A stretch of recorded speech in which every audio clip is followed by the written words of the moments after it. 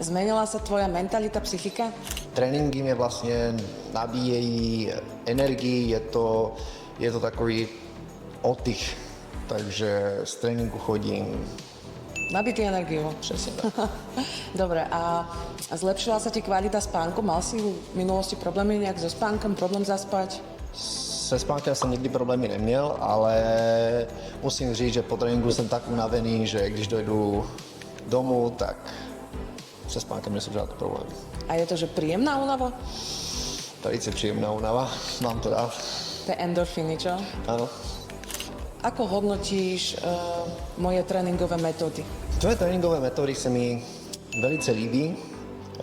Tréninky nejsou jednotvárné, je to zábavné, je to vždycky tam přidáš něco nového a to se mi strašně líbí. Prekvapenia, čo? Na tréningoch.